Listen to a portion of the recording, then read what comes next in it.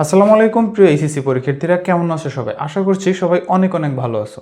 তো আজকের ভিডিওতে আমরা একটা গুরুত্বপূর্ণ কোশ্চেন সলভ করব, যে কোশ্চেনটা মোটামুটি প্রতি বছরই কোনো না কোনো বোর্ডে আসে। তো এই যে দেখো, এই পাশে আমার স্লাইডে কোশ্চেনটা অলরেডি দেখতে পাচ্ছ তোমরা। এটা 2025 সালে ঢাকা বোর্ডে কিন্তু কোশ্চেনটা আসছিল। তো এরকম 2024 সালে একটা বোর্ডে আসছে, প্লাস হচ্ছে 2023 সালে কিন্তু একটা বোর্ডে আসছে।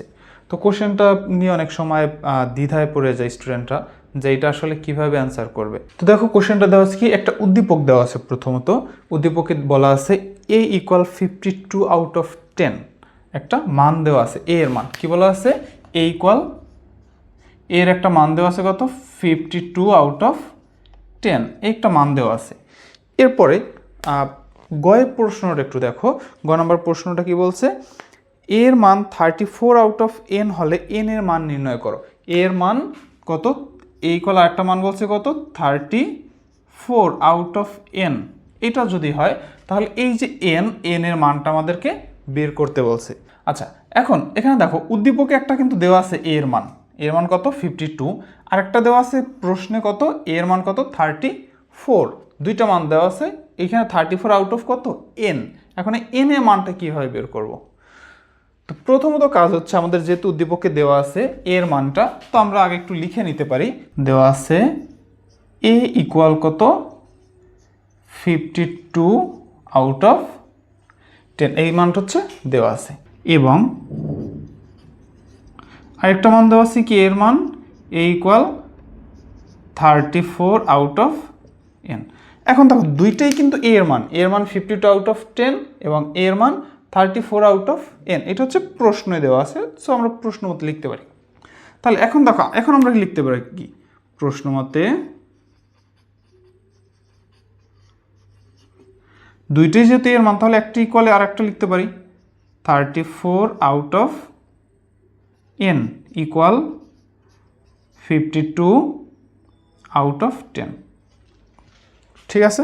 আচ্ছা, এখন দেখো এটা আমার হচ্ছে একটা সংখ্যা পদ্ধতি, যেটার বেজ হচ্ছে কি n। তার মানে আমরা কিন্তু জানি না আগে যে এটা কোন সংখ্যা পদ্ধতিতে আছে, কিন্তু এইটা দেখো, এই যে 52 আউট অফ 10, এটা হচ্ছে কোন সংখ্যা পদ্ধতিতে আছে, দশমিক সংখ্যা পদ্ধতিতে আছে। কীভাবে বুঝলাম, কারণ এখানে আউট অফ 10 দেওয়া আছে, বেস 10 উল্লেখ করা আছে। এখন আমরা কিন্তু একটা জিনিস জানি, এইখানে n এর মান কিন্তু আমরা জানি না আগে, বাট যে কোনো সংখ্যা পদ্ধতি থেকে দশমিকে কিভাবে রূপান্তর করা, এই জিনিসটা কিন্তু আমরা জানি। তাহলে কিভাবে যে কোনো সংখ্যা থেকে দশমিক রূপান্তর করা হয়, রূপান্তরটা একটু করি। বা যেহেতু এই সংখ্যাটা আমার দশমিকে দেওয়া আছে, তাহলে এই সংখ্যাটাকে আমি দশমিকে নেই। তাহলে কী লিখতে পারি, প্রথম সংখ্যা হতো 3 into base two the power, base কত n, তাহলে base two the power n minus 1, n হচ্ছে এখানে পূর্ণ সংখ্যা, তাহলে কত, এখানে দুইটা সংখ্যা আছে, পূর্ণাংশে দুইটা সংখ্যা আছে, তাহলে 2 মাইনাস 1 সমান কত 1, প্লাস পরের সংখ্যা কত 4 ইন্টু n টু দি পাওয়ার কত 0। মানে হচ্ছে আমার এটা যে কোনো সংখ্যা থেকে দশমিকে যেভাবে রূপান্তরটা করি আমরা ওইভাবে রূপান্তর করলাম, ইকুয়াল। এখন দেখো এই মানটা কিন্তু এখন দশমিকে চলে আসছে, আর এই পাশে মানটা তো দশমিকে আসি, 52, 10 আর না দিলেও হয়।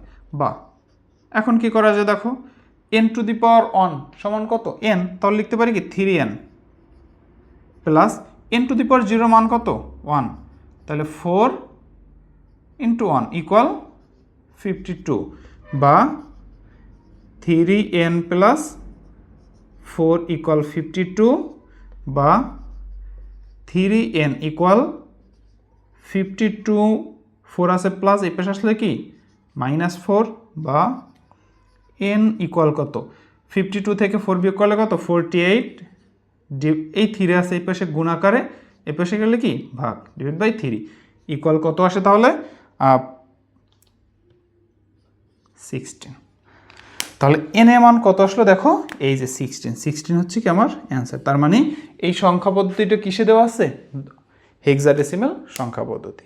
ঠিক আছে, এইভাবে হচ্ছে আমরা n এর মানটা বের করতে পারি। যেহেতু আমার এর মান দুইটা দেওয়া আছে, একটা ইকুয়াল আর একটা ধরবো। এরপর হচ্ছে জাস্ট আমরা যে এসএসসি বা 99-এ যে সমাধানগুলো করছি ওইভাবে জাস্ট সমাধান করে n এর মানটা বের করে ফেলবো। এখানে কিন্তু অনেকে কী করি আমরা, যে এইটাকে এই যে n এর মানটা একবার 8 একবার 16 এইভাবে ধরে ধরে এরপরে রূপান্তর করি, তো ওটার থেকে মনে হয় এইটা একদম একত্রে তোমার মানটা চলে আসবে না। তো এই হচ্ছে আমার এটা করার পদ্ধতি। এখন দেখো এটা করলাম কি আমরা ঢাকা বোর্ড 25, তো এখান থেকে আমরা এন এর মানটা বের করলাম। সেম প্রশ্ন, শুধু হচ্ছে মানটা একটু চেঞ্জ করা, কিন্তু তোমার কত সালে ময়মনসিংহ বোর্ড 2024 সালেও আসছে। সেম প্যাটার্ন, সেম কোশ্চেন, শুধু মানগুলো একটু চেঞ্জ করা। তো কোশ্চেনটা কি দেখো, একটু স্লাইডে দেখো দেওয়া আছে। আর প্রশ্নটা কি বলছে আমি একটু বলি। এখানে কি দেওয়া আছে, পি এর মান দেওয়া আছে। পি এর মান কত, 66 আউট অফ 10। এটা হচ্ছে উদ্দীপকে দেওয়া আছে। এরপরে প্রশ্নে কি বলছে, প্রশ্নে বলা আছে P equal 102 out of N হলে এন এর মান নির্ণয় করো, তাই না? 102 আউট অফ এন হলে এন এর মান নির্ণয় করো। এখন এটি কীভাবে করবো, দেখো একদম হুবহু আগের যে কোশ্চেনটা দেখাইলাম সেম, কিন্তু শুধুমাত্র মানগুলো একটু চেঞ্জ করা। তো এইটা একটু করি আমরা।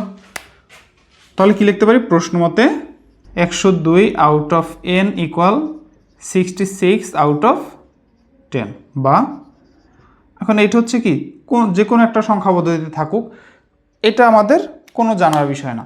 আমাদের কি করতে হবে, এই সংখ্যা থেকে দশমিকে নিয়ে আসতে হবে। দশমিকে নেওয়ার রুলস কি, প্রথম সংখ্যা 1 ইন্টু বেস কত N, N two the power N minus 1। তো এন হচ্ছে কত, এখানে তিনটা সংখ্যা যেহেতু পূর্ণাংশে, তো 3 মাইনাস 1 2, প্লাস পরের সংখ্যা কত 0 ইন্টু এন টু দি পাওয়ার কত 1, প্লাস পরের সংখ্যা 2 into N two the power 0 equal কত 66। বা এখানে কি হয় তাহলে 1 ইন্টু এন স্কোয়ার, তাহলে কি আসবে এন স্কোয়ার প্লাস 0 দিয়ে যাকে গুণ করে সব 0, plus N two the power 0 মান কত 1, তাহলে 2 ইকুয়াল 66। বা এন স্কোয়ার ইকুয়াল কি আসে 2 প্লাস এই পেশ আসলে কি মাইনাস 66 মাইনাস 2, বা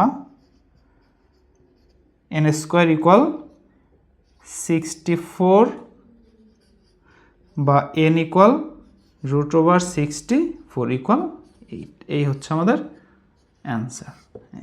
তাহলে এন এর মান কত আসলো 8। দেখছো একদম হুবহু একই নিয়ম। তুমি যদি মূল নিয়মটা পারো তাহলে কিন্তু অ্যান্সারটা করা সম্ভব। তো এই হচ্ছে আমাদের কোশ্চেনটা।